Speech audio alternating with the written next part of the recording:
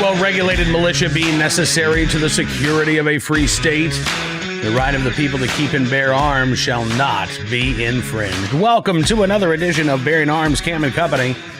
My name is Cam Edwards. Glad that you've joined the show today. We're going to talk a little bit about Joe Biden and gun control on the program. I say a little bit. It's interesting. Yesterday we talked about the fact that Joe Biden, less than 24 hours after the shooting of two sheriff's deputies in Los Angeles County in Compton, California, South Central L.A., he called for more gun control, took to Twitter, said, you know what, we need to ban these weapons of war and these high-capacity magazines, he said. Now, I was fascinated by this. Obviously, we're going to cover that story here on, Bearing Arms Cam & Company and at bearingarms.com. But I've been kind of shocked at how few media outlets actually cover this story. This is the headline from Hot Air. Good to see them talking about it as well, fellow Town Hall Media brand. But Washington Post, near as I can tell, no mention of Biden's comments. New York Times, near as I can tell, no mention of Biden's comments. Didn't see any write-up from CNN or NBC News or MSNBC. At a time in which, we're told this is the most pro-gun safety ticket in history, and at a time when gun sales are through the roof, and at a time when violent crime is increasing in many cities across the country, you would think that the media, anti-gun as they are, would have latched on to Biden's comments, that would have been one of the big topics in the news cycle on Monday of this week. Here it is, Joe Biden, he's now coming out and he's talking about the common sense gun safety reforms that he wants to put in place. And nope, there was none of that, which leads me to believe that the media, sycophantic as they are when it comes to the Biden candidacy, that they don't really want to talk about Joe Biden's gun control agenda, that they are terrified of what's happening right now in this country in terms of the number of new gun owners, in terms of the number of Americans who are viewing the Second Amendment with a greater importance than they ever have before. Now, my colleague, Stephen Gutowski, fellow Second Amendment journalist, he's a colleague of mine. We don't work for the same place, but we're both colleagues. He had a piece the other day talking about the swing states and the record high numbers of firearms that he says have been sold in 9 swing states so far this year. Capitalists, he says, or activists rather, looking to capitalize on this, as you might imagine they would be. We've actually seen, I think, probably record high gun sales in all 50 states. So if there's a swing state out there, they're seeing record high number of gun sales. Even if it's not a swing state, even a state like California, which I don't think is going to go red in November. Oh, that it would, but I don't think it's going to happen. Again, we're still seeing really, really high numbers of gun sales so far in 2020. So I asked my friends at the National Shooting Sports Foundation for a little bit of help because I was curious about something. I wanted to figure out what the gun sales were like in Joe Biden's backyard. Yeah, in Delaware. And what I found was actually pretty surprising. In Delaware, which you would think, given the fact that Biden has been basically the kingpin of Delaware politics for darn near 50 years, that his anti-gun message, if it's going to resonate anywhere, it would resonate there in his backyard. Well, it doesn't appear like that is the case at all. According to the National Shooting Sports Foundation, so far, there have been an estimated 46,084 gun sales in the state of Delaware from January 1st through September 1st or August 31st of this year. 46,084. Now, look, that may not sound like a lot to you. Keep in mind, Delaware is a pretty small state. Doesn't have the 40 million people that California has. And as it turns out, the 46,084 firearms that have been sold or estimated to have been sold in Delaware this year is already higher than the number of guns sold in all of 2019 in Delaware. In 2019, according to the National Shooting Sports Foundation, Delaware had 41,926 background checks for the sale of a firearm throughout the entire year. So more guns have already been sold in the state in 2020 than were sold in all of 2019. And we are heading into what is traditionally the busiest time of year for gun sales. Now, I say traditionally because I don't think anybody really knows what to expect for September, October, November, December. The demand is certainly high. I think as high as it has been. The supply, on the other hand, that's the big question. Are there actually going to be enough guns available to be sold in places like Delaware that the record high numbers continue? I think so. But we did see a little bit of a decline in August numbers compared to July. If you're looking month to month, August was down a little bit from July. I base that, again, largely on supply issues rather than demand issues. Certainly ammunition is as difficult to find as it has been for months. And those in the industry don't expect that that is going to change until sometime in 2021. Now, what's interesting as well about Delaware. So we know that there have been 46,084 firearms that have been sold or thereabouts. Let's go ahead and we'll round down just a little bit. About 46,000 firearms have been sold this year. According to the National Shooting Sports Foundation, they estimate, based on their retail surveys, that about 40% of those are to first-time gun buyers, which means that about 18,500 Delaware residents have become gun owners for the very first time since January of this year. Now, is that enough to sway the state, to turn the state from Biden to Trump? Probably not. Probably not. I mean, I'll be honest with you. But is it enough to have an impact maybe in a congressional race? Maybe. And I'll tell you where it is really likely to have an impact. And that's in the statehouse in Delaware.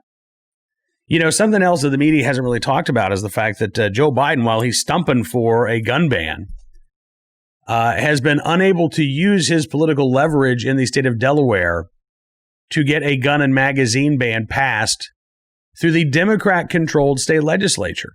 Yeah. Democrats are in control of all levers of government in the state of Delaware. You've got a Democrat governor. You've got Democrats in charge of the state house, of the state senate. And there have been gun control bills that have been introduced. There was a gun ban bill that was actually introduced last year in the state of Delaware. But it didn't actually get a vote. And they're already talking about trying to bring this back. But I think they're going to run into some trouble.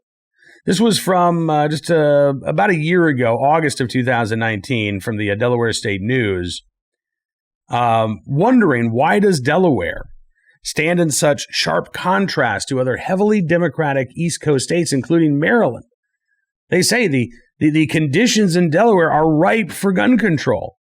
But they say an ambitious attempt to place new restrictions on firearms went up in flames in 2019, sparking outrage on both sides of the issue. The Delaware Democratic Party platform calls for, quote, common sense gun safety measures, but Democrats killed the gun ban, including a ban on magazines that could hold more than 15 rounds, a bill that would create a permit process to own a firearm, and again would ban dozens of firearms by name, thousands more by feature, by defining them as, quote unquote, assault weapons. This was a priority for gun control advocates in 2019. It was a priority for gun control advocates in 2020. But they ran up against real grassroots opposition to these measures on the part of gun owners across the state of Delaware. According to the Delaware State News, when gun control supporters scheduled a news conference in April of 2019 to announce their support for these three bills, opponents planned a counter rally to show up in support of the Second Amendment. And the Delaware State News says opponents outnumbered supporters by a ratio of at least 3-1. Delaware State News says the three bills ended up failing due to fears of some Democratic lawmakers that voting for the proposals would hurt the party at the polls in 2020. Now, again, this was last year. The bills went nowhere again this year. Probably because of those same concerns, right? If you're concerned about casting a pro-gun control vote in 2019 and you're worried that that's going to come back and bite you in the rear end in 2020, well, when you're even closer to the 2020 elections, you're not going to vote for these gun control bills. Maybe in 2021, we'll see the Delaware statehouse become more open to the idea of passing these gun control proposals, but they haven't done so.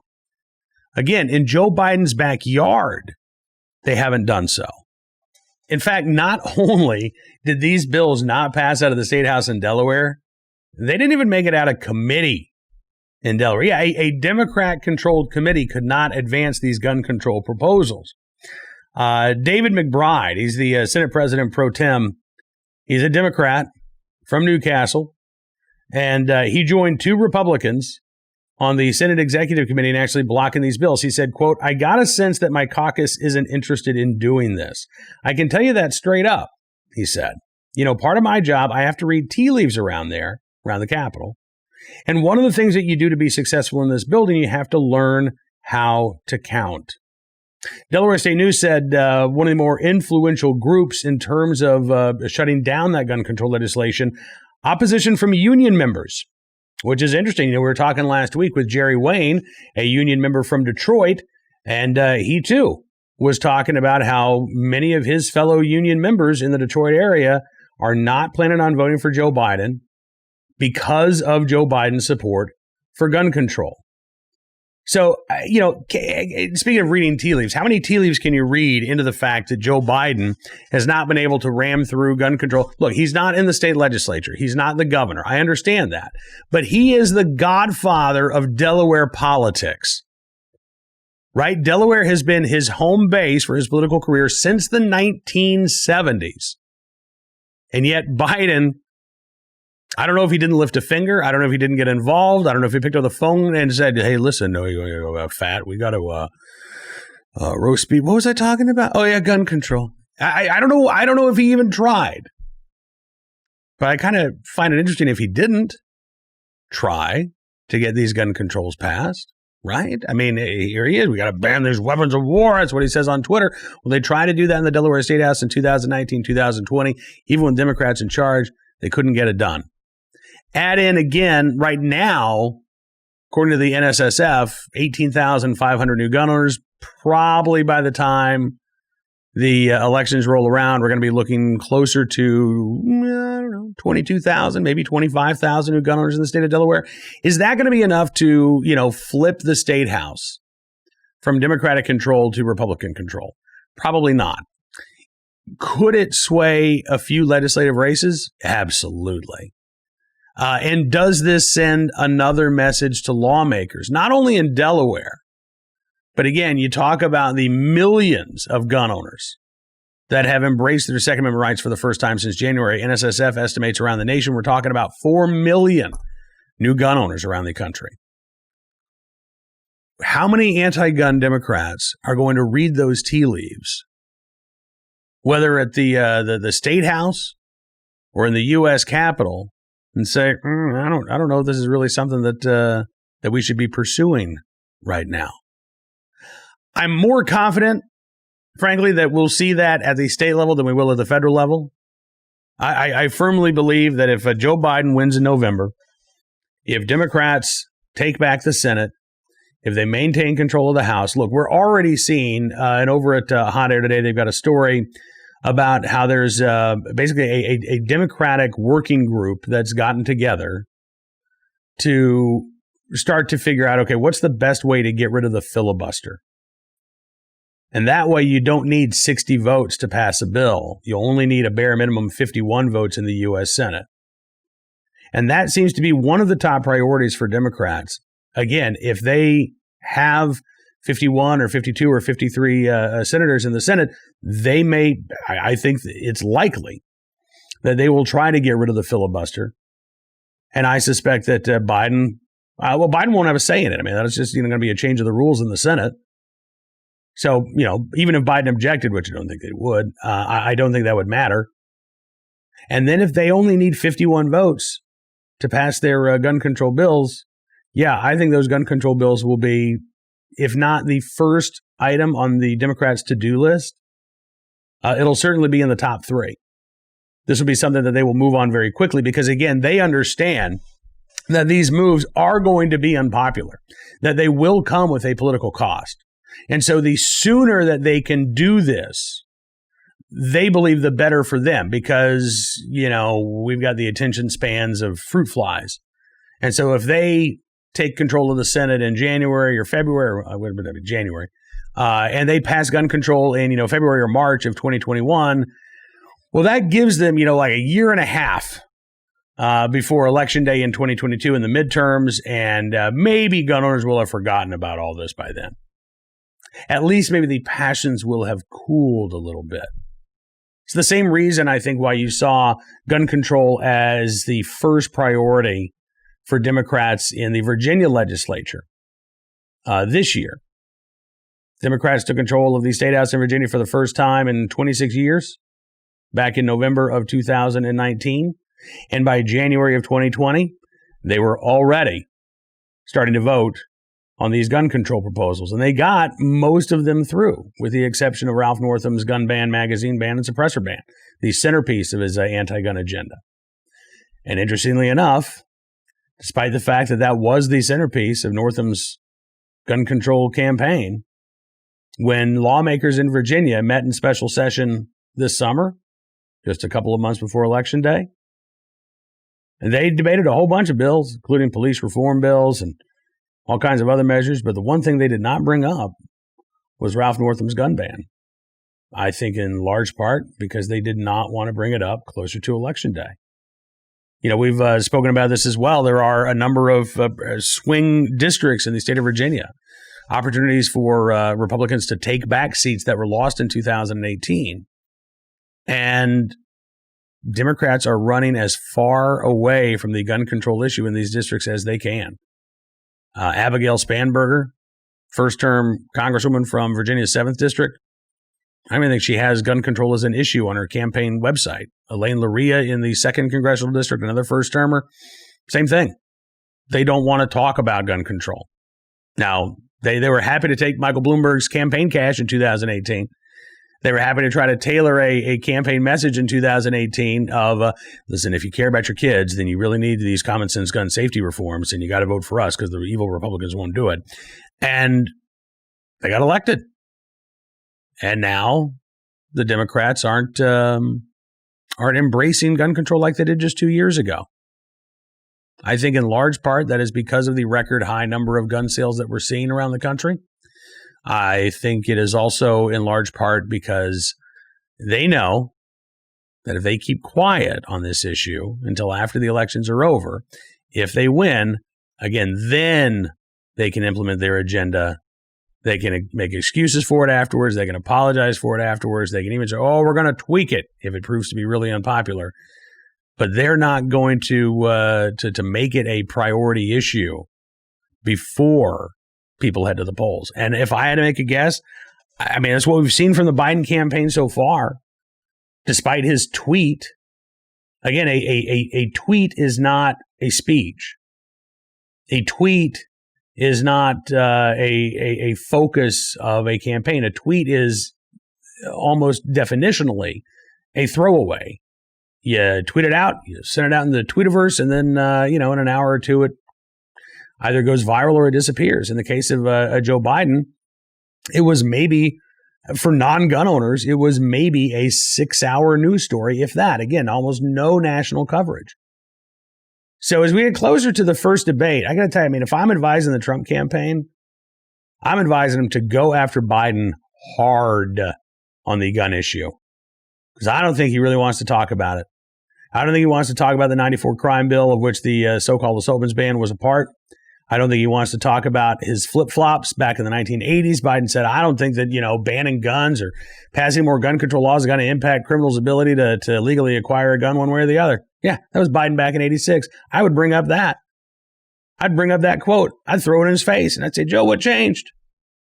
What changed? Because, violent crime is actually a lot lower than it was back in the 1980s. We're a safer society. We've got tens of millions more gun owners than we did back then. We've got almost 20 million Americans who have their right to carry their concealed carry license. You didn't have that back in the 80s. We've actually embraced as a nation the Second Amendment more than we did back in the 1980s, and we have lower crime rates and greater abilities to exercise our Second Amendment rights. But you've changed, Joe. Because back then you were saying, I agree with what you said back in 1986, but I don't agree with what you're saying in 2020. Because now in 2020, you're saying despite those lower crime rates, despite the fact that we're a safer society, even though we have more people who are exercising their Second Amendment rights, that you believe now's the time to take those rights away. Now's the time to turn those rights into a privilege. Now's the time to ban the most commonly sold rifle in the country. Now's the time to ban the most commonly owned magazines in the nation. Now's the time to give grants to states so that they can set up their own gun licensing and their gun permitting systems. That's what you want to do, Joe.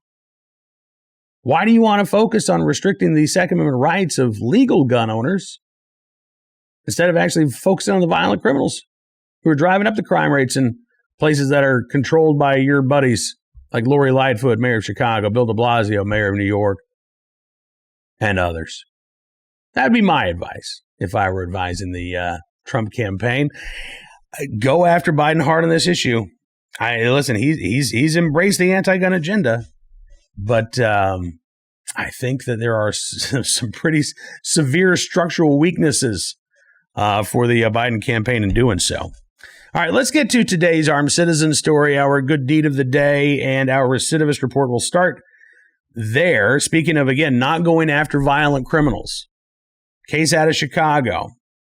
So there were 12 people killed in Chicago over the weekend, total of, I think, 51 people shot.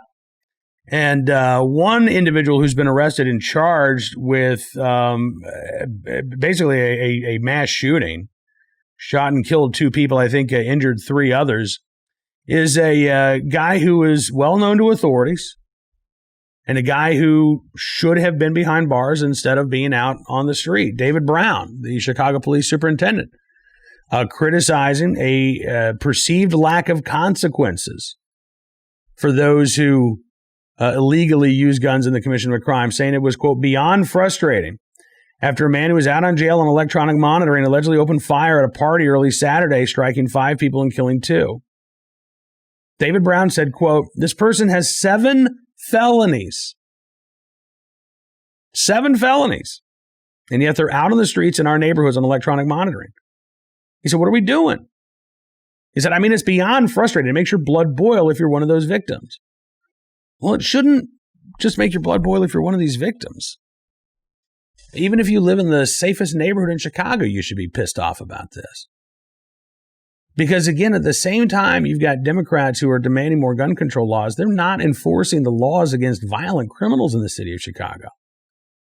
Their emphasis and their focus from a lawmaking perspective is almost entirely on you and me and every other legal gun owner out there, as opposed to, convicted felons like this guy. WTTW says that the shooting occurred just after 2 a.m. Saturday during a gathering. Police said the suspect, 39-year-old Timmy Jordan, drew a handgun and opened fire, hitting 5 people. A 47-year-old woman and a 35-year-old male were each transported to Stroger Hospital, where they both died.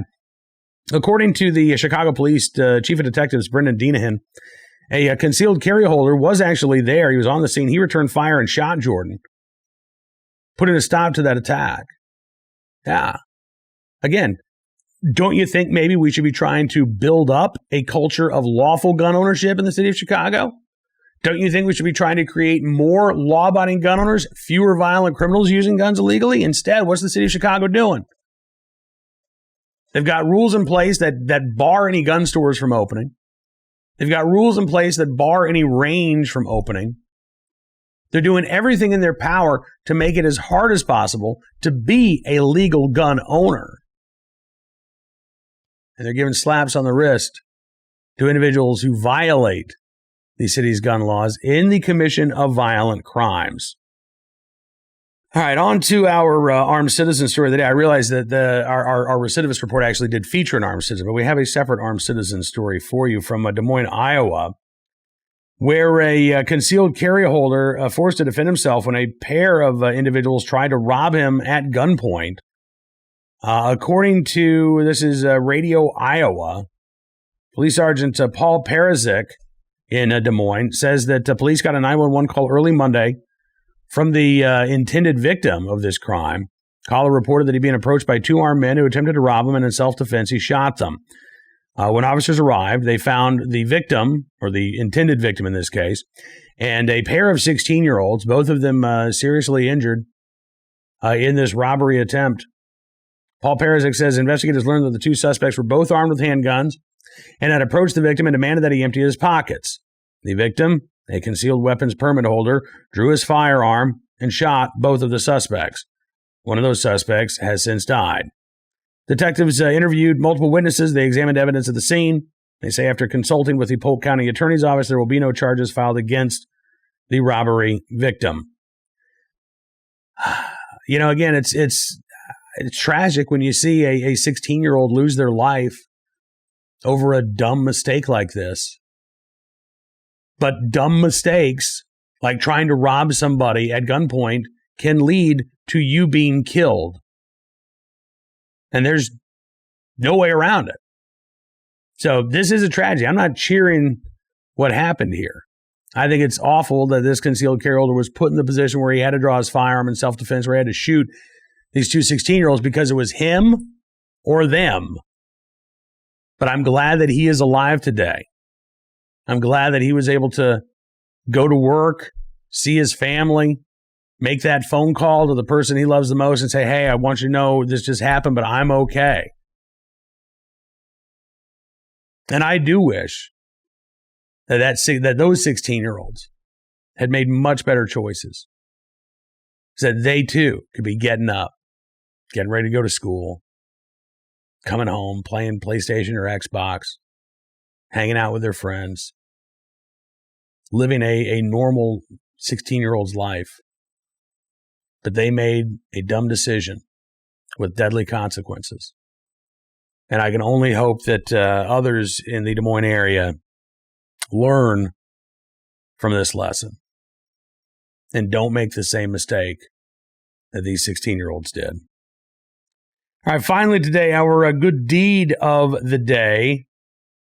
This from Greenfield, Indiana, WTHR in Indianapolis, with the story of a police officer in the right place at the right time to save a woman from a burning car. Now, that blurry footage there is cell phone, or maybe even be body cam footage there from the scene. Very, very blurry, kind of pixelated out to protect the identity of the individuals involved. This was back last week, September the 9th. It was about 1:30 in the morning. Blake Kroll, who's a police officer in Greenfield, Indiana, discovered a car that had rolled over. It was on fire on Highway 40. Officer Kroll ran to the vehicle, found a 36-year-old woman, Heather Fisher, trapped inside. She was seriously injured. He was looking for a way to get her out of the burning car. He ultimately had to pull her out through a side window. And just moments after he did that, parts of the engine compartment then began firing off and exploding. Police Captain Charles McMichael said that this woman may very well have died if not for the quick actions of Patrolman Kroll. Fisher was taken to local hospital with very serious injuries. The driver of a second vehicle, actually identified as a 46-year-old Arturo Casimiro of Indianapolis, he was arrested and was taken to the Hancock County Jail. He's now facing charges of operating while intoxicated, resulting in serious bodily injury. That's a level 4 felony. Operating while intoxicated with a prior conviction. That's a level 6 felony. And driving while suspended with a prior conviction within 10 years, which is a misdemeanor offense. So clearly somebody who should not have been behind the wheel of that vehicle was behind the wheel of a car, crashed into another. Lives could have been lost if it were not for the quick action of the patrolman there in Greenfield, Indiana. Blake Kroll in the right place at the right time, willing and able to do the right thing. We thank you, sir, for your very, very good deed. That is all the time we've got for you on this edition of Bearing Arms Cam & Company. I want to thank you for being a part of the program as always. Don't forget, we love it when you share the news that you find here. Go ahead and, post this to your own Facebook page. Share it on Twitter. Let the world know about Bearing Arms Cam & Company and You will have my eternal gratitude. Also, thank you again for all of the thoughts and prayers about my wife, Miss E. She did have her CT scan today. I'll let you know the results when we get them. Knock on wood, and prayers up. Hopefully, good news coming later this week. But in the meantime, we'll be back tomorrow with more of the latest Second Amendment news and information from all across the nation. Also, a live chat with my friend Ed Morrissey, and I believe Julio Roses from Town Hall going to join us. If you're a VIP Gold member of Town Hall Media, you can use the promo code LOYALTY and get 25% off your VIP Gold membership. That way you get access to the live chats, exclusive commentary, analysis, and more. Until we talk again, be well, be safe, be free. We'll see you soon with another edition of Bearing Arms, Cam & Company.